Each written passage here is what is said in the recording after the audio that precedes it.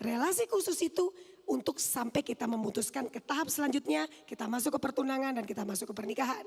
Kisah relasi khusus itu tujuannya saling mengenal, setuju ya? Ketika saling kenal cocok, happy kan gitu ya.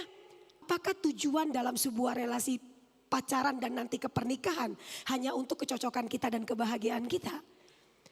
Setuju hidup bukan tentang kita, hidup tentang Tuhan. Kita dipanggil, kita diciptakan oleh Tuhan dengan satu tujuan. Memuliakan Tuhan, menyenangkan Tuhan. Apa prinsip pemuda Kristen dalam memilih pasangan hidup? Saya rasa tidak ada tawar-menawar. Atau mengatakan harus seiman, seimbang. Atau istilah yang dipakai adalah sudah sama-sama di dalam Kristus. Kenapa ini penting untuk kita bahas? Karena memang kenyataannya saat ini banyak sekali kompromi. Kita berkompromi. Satu orang saya temui ya, dia sudah 10 tahun berdoa untuk pasangan hidup. 10 tahun. Umurnya kalau tidak salah akhirnya dia menikah itu di umur 35 atau 36, saya lupa. Tapi akhirnya menikah dengan tidak seiman. Suatu tujuan yang mulia tidak mungkin dengan cara yang tidak mulia. Satu tujuan yang benar tidak mungkin dengan cara yang tidak benar. Orang boleh berkata apapun tentang kita, tapi kan kita yang menyikapi itu. Dikatakan ada orang atau banyak orang Kristen menikah dengan orang yang tidak beriman pada Kristus. Dikatakan akhirnya mereka apa? Oke, mereka mulai tidak menuruti firman, kompromi dengan dosa, menyembah ilah lain. Makanya juga Paulus bilang apa? Pergaulan yang buruk merusak kebiasaan yang baik. Tiap hari sama dengan orang yang ya tidak menganggap Tuhan paling nomor satu dalam hidupnya. Lama-lama pasti ke bawah ya. Ayat 14 perintahnya adalah jangan kamu menjadi. Ini sebuah perintah yang bilang sekali-kali gak boleh. Jangan kamu menerima, jangan kamu menikah.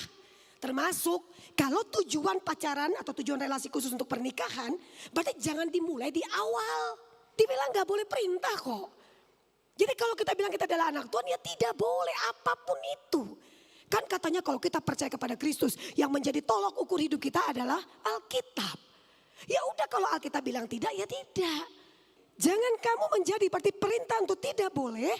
Di situ dipakai kata pasangan yang tidak seimbang. Atau kalimat yang digunakan bersatu kuk dengan orang atau pihak yang jenisnya berbeda. Itu bisa dalam arti gini, kuk itu bisa diartikan kita yang berbeda dalam prinsip hidup, dalam aturan hidup, dalam tujuan hidup.